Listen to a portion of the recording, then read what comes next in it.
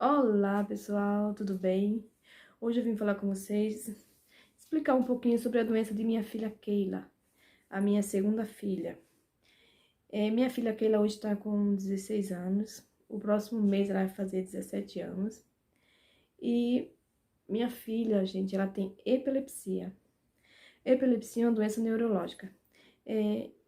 Existem vários tipos de epilepsia, que vai da crise de ausência, né? Onde a pessoa está aqui, de repente a pessoa fica parado, como se a pessoa não estivesse mais ali, e de repente a pessoa volta.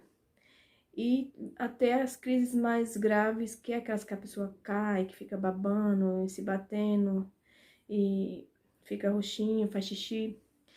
E a minha filha tem essa, infelizmente, tem essa mais grave, que é a epilepsia crônica.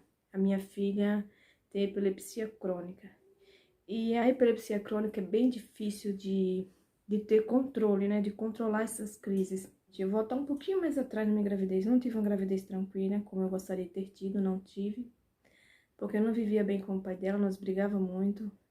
E durante a minha gravidez, foi pessoas morando na nossa casa e teve um monte de coisas ruins que aconteceu. Não com o bebê, mas assim, na minha vida mesmo, aconteceram umas coisas muito chatas na época. Eu passei por muitos momentos difíceis quando eu tava grávida, dela, né, de Keila. E quando a Keilinha nasceu, gente, ela nasceu no dia 1º de abril, às 11h45, faltava 15 minutos para meia-noite. Minha filha nasceu. E minha filha, ela não chorou, a Keila não chorou, demorou muito a chorar. Quando eu ouvi o chorinho da minha filha, já fazia muito tempo que ela tinha nascido. E detalhe, quando a minha filha nasceu, estava só eu e a enfermeira, não tinha mais ninguém, assim, não tinha médico no hospital. Tinha médico no hospital, não tinha médico no quarto para atender a mim. A médica que era para me atender, ela saiu para jantar, porque já era muito tarde, pelo horário, já era 11h45. E ela resolveu ir jantar e me deixou lá sozinha com a enfermeira. E nisso aí minha filha nasceu. E quando minha filha nasceu, ela não chorou. Chorou depois, aquele chorinho bem fraquinho. Aí eles levaram ela pra...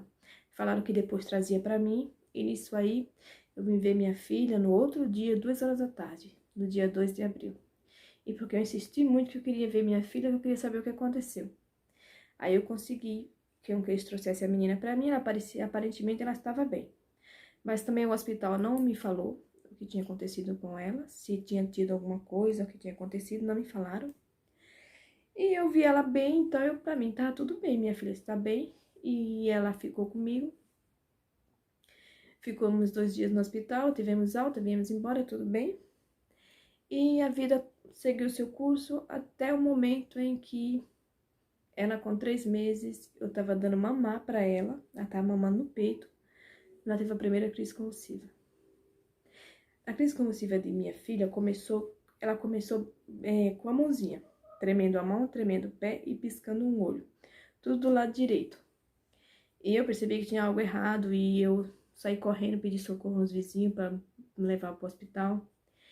E nesse minha agonia aí, eu consegui alguém que me levou lá, me levou no hospital e socorreu minha filha. Chegou lá, minha menina, eles deram já medicação venosa, né, medicação na veia, deram diazepam e ela voltou normal. Mas quando ela chegou no hospital, ela já chegou roxa, bem roxa. Ela tinha mordido a língua, a língua dela estava cortada porque ela tinha mordido a língua. E ela tinha feito xixi, e quando ela começou só do lado direito. E quando chegou no hospital, ela estava no corpo todo, toda se batendo. Assim, foi uma experiência muito ruim, uma coisa muito ruim, assim, que eu vivi, foi desesperador, sabe? Gente, depois dessa primeira crise convulsiva, a minha menina ficou tendo crise convulsiva direto. Dava prazo de 1 dia, 2, ela tinha outra convulsão. E ficava, e aí eu corria com ela pro pronto-socorro, de lá ia pro hospital, aí ficava internada, aí ficava 3, 4 dias internada, voltava para casa. Os médicos não trocavam a medicação, não, infelizmente eles não trocavam a medicação, eles só mandavam para casa e falavam que tinha que acompanhar com o neuro. E na cidade onde eu morava não tinha neuropediatra, aí tinha que ser neuropediatra.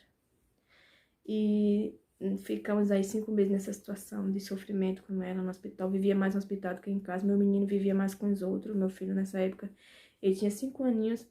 Ele ficava mais com as tias do que comigo, porque eu não ficava em casa. Por causa que eu vivia mais no hospital com a minha menina. Mas como eu sempre falo, existe anjos. Deus coloca anjos na nossa vida, né, gente? Eu acredito muito que Deus coloca anjos na nossa vida, porque minha vizinha, ela tinha problema de... Ela tinha um problema que eu nem sei, gente, até hoje, que é o problema dela, porque ela não sei se ela teve um diagnóstico já hoje em dia sobre o que ela tinha. Mas ela tinha um problema que ela estava acompanhando na Santa Casa, em São Paulo. E eu moro em São Paulo, mas interior de São Paulo, não é São Paulo capital. E ela estava acompanhando na Santa Casa, em São Paulo, e ela estava tendo um atendimento ótimo lá. E ela chegou em mim e falou, lá eu tô tendo um atendimento muito bom, eles...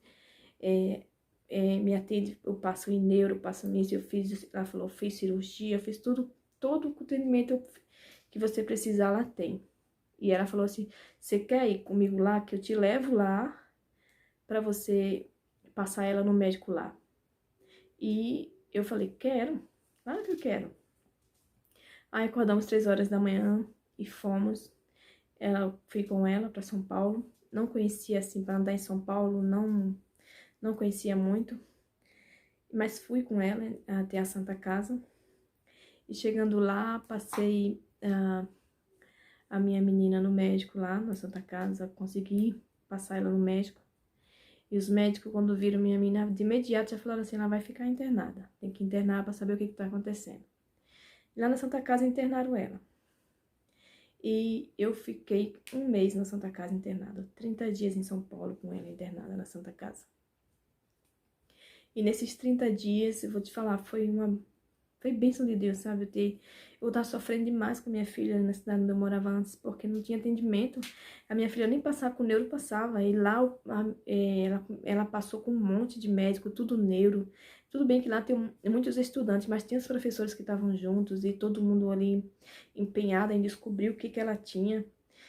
E eu fiquei muito satisfeita com o atendimento lá, porque eu só saí de lá, gente, eu fiquei 30 dias lá. Mas eu só saí de lá com as crises convulsivas de minha filha controlada, ela tomando um remédio que controlou as crises dela. Enquanto eles não chegaram a um medicamento que controlou, eles não liberou. Essa só vai sair daqui quando tiver controlado. E trocava de remédio em 3 dias, em 3 dias trocando de remédio, ou colocando outro remédio junto com outro, a ver se controlava. E nisso daí, conseguiu chegar ao controle das crises convulsivas de minha filha, que eu agradeço muito a Deus. Nossa, essa pessoa que chegou na minha vida e falou, vamos, eu te levo lá. Eles colocaram Keila assim, ficaram observando ela, minha filha. E a minha menina, ela andava, dava 2 passinhos, caía. Aí ela levantava, ia brincar e caía de novo. Ela dava tantas convulsões, que ela tinha um corte aqui assim, ó. Um corte bem aqui. Que não sarava, porque ela caía, ela ia com a cabeça pra frente. Então ela batia sempre aqui. E tem a cicatriz até hoje na cabeça dela. Eu sei que os médicos da Santa Casa internaram Keila e de imediato já colocaram o eletroencefalo, aqueles fiozinhos que fica na cabeça. Colocaram aqueles fiozinhos na cabeça dela e ficaram monitorando as crises convulsivas. E esses fiozinhos, ela ficou 3 dias com ele na cabeça, grudado na cabeça dela. E eles colocaram uma câmera bem frente à cama dela, filmando tudo o que estava acontecendo. E nesse exame, constou que ela estava tendo crise de 5 segundos, em 5 segundos, o máximo de tempo de prazo que dava de uma convulsão para outra era 5 segundos. Tinha 5 segundos, dava outra convulsão. Eles até me mostraram no exame, no eletroencefalo, o eletro ele vai fazendo assim, né? E quando o médico falou para mim, explicou para mim, ó, mãe, quando dá uma convulsão, esse risquinho, ele faz isso. Esse embolado aqui é uma crise convulsiva. Então, ele mostrou pra mim, tudo isso aqui é crise convulsiva que ela tá tendo. Ela tava tendo convulsão dormindo, que nem... Ela não se batia. Ela ficava como se estivesse dormindo, mas tava tendo... O cérebro dela tava em convulsão. Eu sei que fez muitos exames, fez exame do olho. Nossa, tudo quanto é exame, minha menina fez lá. fez tomografia, ressonância, alguns exames de sangue, fez exames de vista, dilatou o olho. Alguns exames que eu nem sei direito pra que era. Sei que ela fez tudo isso lá na Santa Casa, graças a Deus. E durante esses 30 dias que eu fiquei na Santa Casa com ela, os médicos chegaram a uma medicação que controlou as crises convulsivas de minha menina. Trocou medicação de 3 em 3 dias, e nesse troca de medicação chegou uma medicação que conseguiu fazer com que ela não ficasse tendo crises. E ela ficou uma semana sem ter convulsão. Como ela ficou essa semana sem ter convulsão, o médico falou, deram alta pra ela. E eu fiquei indo toda semana. Toda segunda-feira eu ia lá com ela para fazer o exame, para saber como é que tava, se tava tendo convulsão, continuava tendo convulsão ou não. Quando eu saí da Santa Casa, a Keila tava tomando Depakine, Clonazepam, Carbamazepina e Eneleptil. E o Gardenal também, esses 5 remédios. Quando eu saí de lá da Santa Casa, para conseguir controlar as crises convulsivas dela. Era muito remédio, mas controlou. Eu fiquei satisfeita por minha filha sair de lá sem ter crise convulsiva, porque passamos momentos muito difíceis. Ela sofreu muito, nós duas sofremos muito em hospitais, em internação. Ela, por causa da doença que ela estava tendo, os problemas que ela estava tendo de convulsão. Aí ela, quando estava internada, tinha vezes que ela dava convulsão tão forte que tinha que ser levada para a UTI. E imagina eu como mãe, como que eu ficava com meu coração, vendo a hora de perder minha filha. Teve um momento que nessa ida para a UTI que ela estava indo, que eu achei que ela tinha falecido. Eu cheguei no quarto que eu vi ela naquela situação, pensei, minha filha morreu, toda cheia de coisa lá.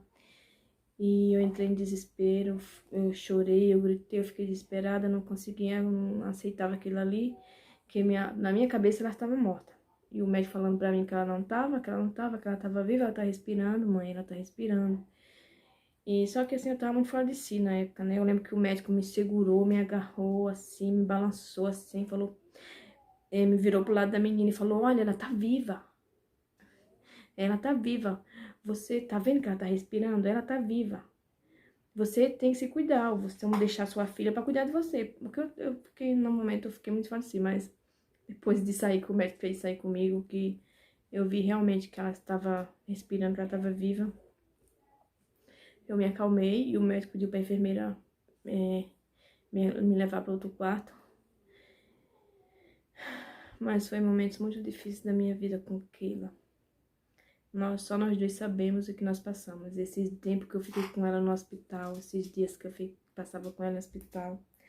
Passei Natal, Ano Novo com ela no hospital. Não ia um parente, não foi um parente meu visitar. Não foi o pai dela, não ia ficar um dia lá pra mim tomar banho. Eu cheguei a ficar 15 dias sem tomar banho, só me lavando no hospital, jogando água em mim. Porque no hospital não podia tomar banho. Nesse hospital da minha cidade. Lá na Santa Casa, em São Paulo, não. Lá a gente podia tomar banho. Mas quando eu ficava com ela aqui no Jundiaí, não, na outra cidade onde eu morava, infelizmente os acompanhantes não podiam tomar banho. Então eu fiquei muito tempo assim com ela no hospital e nunca foi ninguém no hospital. Agora falar que não foi ninguém no hospital, como na Santa Casa. Eu fiquei 30 dias com ela lá internada. A minha irmã mais nova, o pai de Keila, levou ela para ela ficar lá no hospital, para mim poder ir em casa tomar um banho, porque eu tava todo esse tempo lá na Santa Casa, mas na Santa Casa eu tomava banho, mas eu precisava dormir em casa, porque ficar sentada passar a noite sentada é horrível. E essa minha irmã ficou um dia lá pra mim. A única vez durante tantas internações que ele teve, que ele teve umas 30 internações. E cada vez que ela ficava era de 10, 15, 20 dias. O mais tempo que ela demorou foi 30 dias, que foi na Santa Casa em São Paulo. Mas todas essas vezes, nunca o pai dela foi lá ficar um dia com ela no hospital. Nunca foi, só minha irmã foi uma vez. E todo esse tempo nós sofremos juntas, só nós duas. Depois que teve alta, que eu vim embora, que eu tinha que estar indo toda segunda-feira com ela, eu ia só. Aí eu já comecei só com ela, pegava o ônibus da minha cidade até a Lapa. Na Lapa eu pegava o trem até a Barra Funda. Na Barra Funda eu pegava o metrô e ia até a Santa Cecília, na Santa Casa, com ela. Toda segunda-feira eu ia. Tinha vezes que eu tinha que ir mais vezes na semana, porque tinha algum exame que tinha que fazer. E esse remédio que controlou as crises dela quando ela era bebê é o remédio que ela toma até hoje para crise convulsiva. Só que assim, ela não pode ficar sem. Se faltou um desses remédios que ela toma 5 remédios. Mas se faltou um remédio, é certeza ela ter convulsão. Certeza, certeza. Não pode faltar, infelizmente. E afetou ela de uma forma que retardou o cérebro dela. Ela tem 17 anos, mas não entende nada. Se abrir a porta aí, tiver passando um carro, ela sai correndo. Vindo ela ser atropelada, ela não tem noção de perigo. Se ela estiver em cima de uma laje, ela pula porque ela não tem noção de perigo. Ela é uma pessoa totalmente dependente hoje em dia. Eu sei que por causa das convulsões, ela tem microcefalia hoje, o cérebro dela ficou pequenininho, não desenvolveu. E depois que ela estava com 9 anos, ela fez de novo a tomografia e deu que tem aonde antes era cérebro, agora é água. Então não dá para entender direito por que evoluiu tanto assim para uma coisa tão negativa. Mas é isso, gente. Essa é a realidade da minha filha Keila. O que ela tem não é uma coisa simples, é uma doença crônica, infelizmente. Mas eu creio que um dia tudo isso vai passar. E é só mais um relato sobre a história da minha filha, que eu falei já do meu menino para vocês, do Henrique, o que ele tem. Agora eu tô falando um pouquinho do que Keila tem. É bem resumido, gente, porque tem muitas coisas que eu não lembro com exatidão, detalhes mesmo. Resumi um pouco aqui para vocês sobre o que ela tem. Não tem como eu contar toda a história do que nós passamos, porque aí ia ser 2, 3 horas aqui falando, né? Então não tem como. Mas é isso. E você que chegou aqui no meu canal, que assistiu meu vídeo, não se esqueça de se inscrever no canal, de curtir, de compartilhar e de apoiar a minha família aí no YouTube. Tá, gente? Tchau, fiquem com Deus.